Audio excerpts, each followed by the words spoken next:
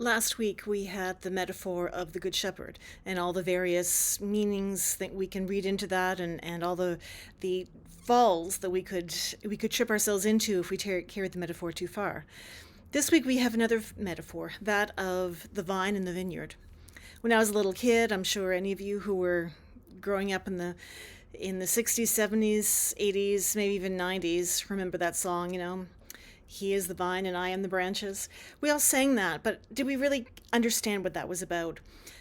One of the words actually that comes up again and again and again in this passage, and this passage, just to situate it, is part of the Last Supper discourse before Jesus is arrested, according to the Gospel of John. The word abide comes up repeatedly. In fact, it's, I think, 10 times in the entire 15th chapter of John. It's an important word, and it has so many meanings.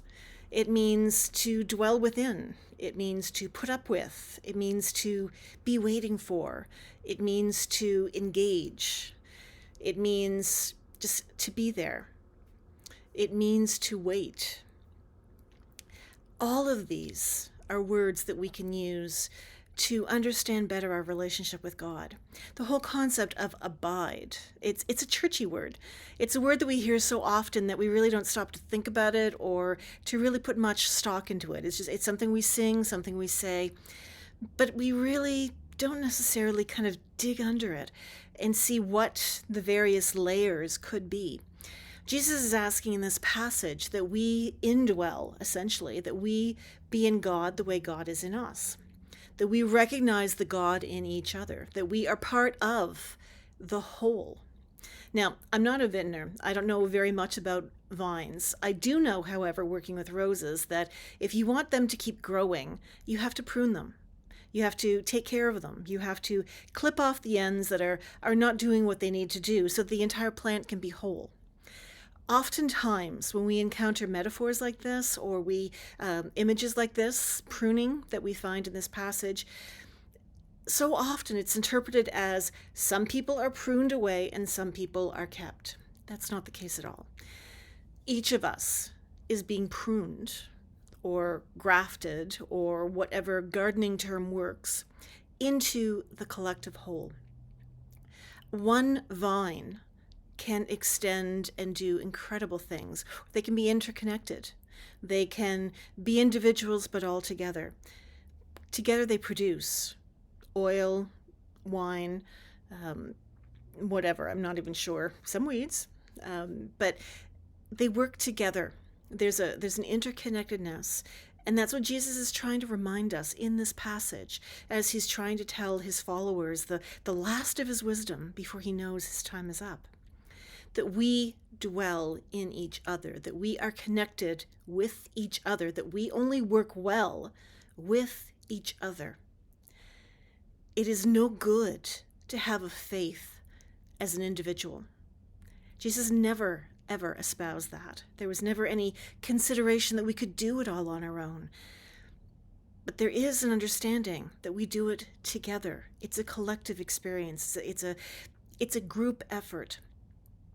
When God is dwelling in humanity, humanity makes a difference. When we allow that connection to happen, we recognize our role in all of this is not to be responsible for the whole thing, but to be part of making it better because we are part of something bigger. That is our faith. Our faith is not going to a building once a week and saying the right prayers and singing the right songs and listening to a sermon that may or may not be enlightening, inspiring. Often they're mediocre, unfortunately, because there's no sense of risk in that level of social engagement. Everybody wants to remain comfortably isolated. But that is not what Jesus has asked us to do. Abide in me as I abide in you. Live love in me as I am living love in you. That is what we're called to do. I saw a posting this morning. Some of you might have seen them through social media. These blessing bags, a bag of a Ziploc bag, a fairly decent sized one, that has some food items, some money, some clothes items to give to people who are homeless. And one of the comments someone was writing, and to be fair to them, they put a question mark because this is something they were struggling with. They said, I wouldn't put money in that because we couldn't guarantee what they would do with it. I wrote back, I said, that's not our call. We don't get to tell other adults how they make their choices. We don't tell other people how they make their choices because God is dwelling in them just as much as in us, no matter what kind of pit they've fallen into. It's our job not to judge that. It's our job to help bring them out of that. Our faith, our lived Christianity, the way we're supposed to go about being community, is seeing God in each other. If we're going to use a metaphor like the vine and the tree branches, fine, that works. If the shepherd-sheep metaphor works, that's fine too. Jesus had lots of metaphors that he used to explain to the adults. But it's our job to recognize that no creed gets in the way, no institutional structure gets in the way of that. We are to be indwelling with God. We would be able to function with God. The part of us that is no longer healthy is to be pruned out with the help of God. And our community is to be stronger for that roughness, that toughness on ourselves and each other, but also the understanding that when we are pruned, no matter how negative or how painful that might sound, we will ultimately grow more. We'll grow better. We'll produce better. We, as followers of Jesus, have to continuously look at ourselves. Are we still indwelling with God? Or have we gone off on our own version of how things are supposed to be? And that's a really honest question that's not always easy to answer. How do we know where the Spirit is leading us when we have so many contradicting voices, especially within the institutional church? We have to remember that Jesus was talking at a time before those church structures even existed, before there was even an idea of that. He was talking about basic living, about being in community with each other, about being the ones who reach out. Or, if we're in the situation where we're the ones that need the helping hand, be the ones willing to accept that help. Indwelling means that we're there for each other. We're there to build up each other without judgment. The whole pruning thing, we can point to it, but that's not our primary job. The primary job is abiding, being God in the world, allowing God in us, finding that place of God in someone else. The reason Jesus had to speak in metaphors for adults, you don't need metaphors for children, by the way. The metaphors just confuse things for children. They get things straight up. Adults need metaphors because we need to kind of get out of our own way when we're listening to the messages of Jesus.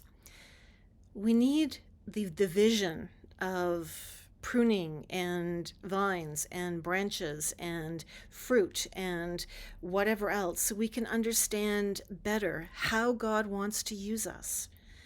It is not our job to force our personal beliefs on someone else. Which, going back to that story of the woman who said, I'd give the blessings bag without money, that's her putting her judgment into someone's life that she doesn't know. She doesn't have any clue what's going on for them. We don't have that call. That's not our role.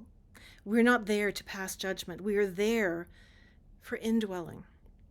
We're there for standing with each other. We are there to bring the messages that the early Christians heard. They didn't hear the message of be there at 11 o'clock or 10:30 on a Sunday morning. They heard the message of I'm struggling. How can I, even in my struggle, reach out to be with someone else the way God has demonstrated for us, the way we are called to be? Indwelling, abiding. It's a powerful word. It's not just something we could toss away as a churchy thing that we don't really have to think about. It is how we are called to be faithful Christians.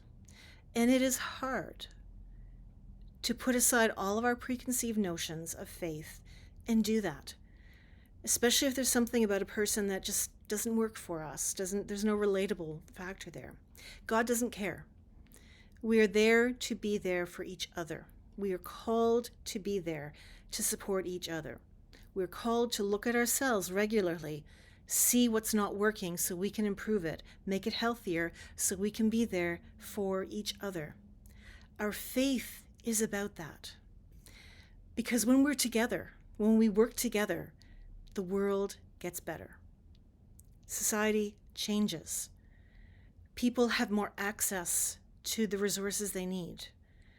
There's more infrastructure and structure for those who are struggling. There's a sense that we are all dedicated to each other's having abundance, having what we need. That is indwelling. That is God in us.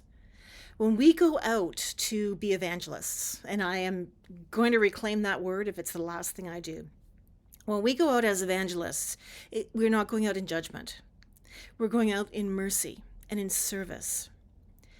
To spread our Christian beliefs, our Christian faith, is not about encouraging people to believe our creeds or having people understand our catechism and being able to speak it back to us.